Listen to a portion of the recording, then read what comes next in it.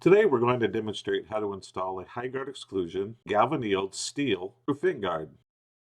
The high guard exclusion roof vent guard is designed to help keep wildlife and insects out while still maintaining the proper airflow needed in the attic space. It features a durable galvannealed steel construction, an easy install mounting flange, and a rust-resistant black powder coat finish. Under the high guard exclusion brand, High C manufactures roof vent guards in several different sizes and mesh types to fit most common roof vent. What I've got here is a 16-inch by 16-inch roof vent guard in our tight mesh. I also brought up an 18 by 18 for comparison. Sometimes more than one size will technically work, but one will fit the application better and give you a cleaner looking install. We've already checked the 18 by 18, and while it would work, it has a larger profile than we really need.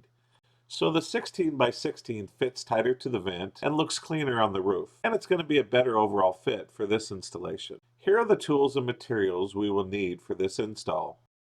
We're going to need a caulk gun, a drill or a driver, fasteners, and the correct driver bit for the fasteners, and your choice of an exterior roofing sealant. I've got a couple of different sealants here, one from DAP and one from Sashco. Today we're going to use the Sashco. It's a clear, through-the-roof sealant because it blends well with the gray roof surface.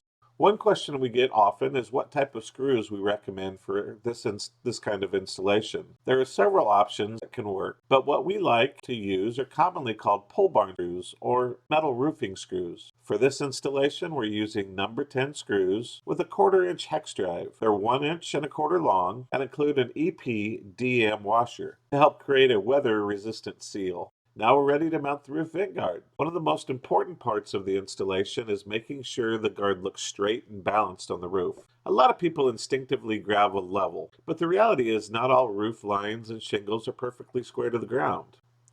You can technically level the guard to the horizon and still end up with something that looks crooked once you step back and look at the roof. Instead, what I like to do is visually line the guard up with the shingles and the roof lines around it. Once we have equal spacing around the edges and everything looks balanced with the roof itself, we're ready to start fastening it down. Let's make sure we keep everything organized and evenly spaced. One nice feature of the high guard exclusion roof vent guards is the built-in mounting flange. The hole pattern makes it easy to keep the fasteners evenly aligned for a clean-looking installation. Before driving the screws, we'll place a small dab of sealant underneath the flange at each screw location before driving the screws in. Then we'll tighten the screws down into place.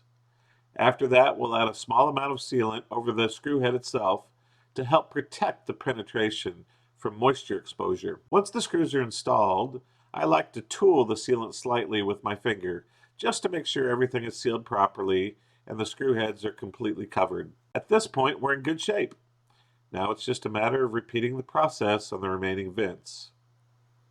And there you have it, all 5 roof vent guards installed. We hope this video helped demonstrate the proper installation and process for our high guard exclusion roof vent guards. Thanks for watching.